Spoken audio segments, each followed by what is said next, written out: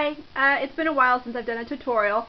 No tripod today. I'm just trying to do this really quick. It just thought of me. I just thought about this applique that I want to do, and I have a quick tip that I thought of that I thought I'd share.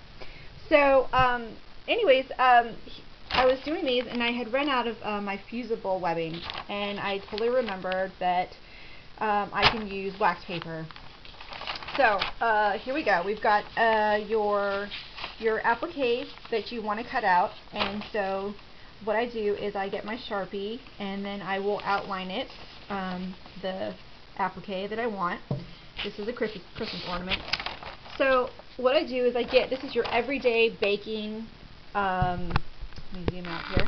This is your everyday baking wax paper, and the cool thing about it is you can buy this and look how much you get. It's amazing, and I always forget to do this. I always end up getting suckered into buying the fusible webbing, which is, yes, it's simple, it's easy, it's one step, it's fast, but you know what, it's also, very expensive.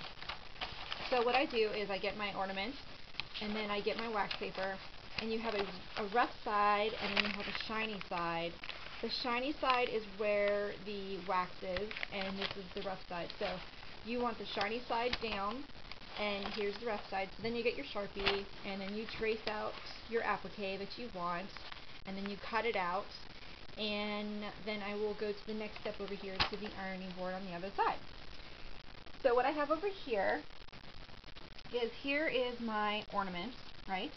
And here's the wax paper. So let me take this off real quick. Okay. So the cool thing about this is, yes, it does come off. No, it's not permanent. It's amazing, and you can get a couple of uses out of one of these. I think I've done like 3 of them so far. I'm not sure if I can do 4, but I have done 3 reuses of the same wax paper ornament. So what you do is you get your fabric, whatever fabric you're going to use, and then you get your cutout, and you put it on top. Again, shiny side down, because that's where the wax is, and the rough side up. Then you get your iron, and you're going to press this for a couple of seconds or so. Basically what you're doing is just heating up that wax just to kind of adhere to the fabric, because you just want the fabric and the paper to stick together. So you can just move it around, you can press it, you can do whatever you want. But the main goal is just to get this in where you get your fingernail or your tip or whatever, and you just want to slightly see if you can pick it up. And right here, it's good, because if I lift it, it lifts the fabric as well. So I can lift this thing up and it's not going anywhere, which is great and amazing. Then the easy part is you get to cut out your ornament, yay, without having it move all over the place, and it's just amazing and fantastic. Then you have your cutout, and the cool thing is yes, this thing comes off. See if I can, here you go, see, comes off very easy. No, there's no residue left over. You can do this on the right side of the fabric or the wrong. Just make sure that you remember, if your applique is in reverse, then you have to make sure that it's the right way, because if this is the wrong side and if your applique is faced that way, when you turn this over, it's going to be facing that way. So just make sure you pay attention to that. So yeah, and then from this step on, all I do is I just turn it over. Because it doesn't have the fusible webbing, you will need a Fusible Bond adhesive. So the one I'm using is the Spay N Bond fusible adhesive, and then all I do is I just spray the back of it, make sure it's in a well ventilated area.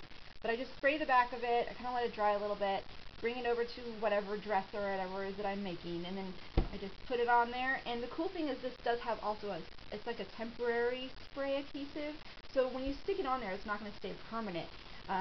But the cool thing is, like, when you have a dress and you're pinning it or whatever, and you don't want it to shift all over the place, and it is kind of sticky if you push it down, and then if you don't want it there, then you can remove it and put it to another spot.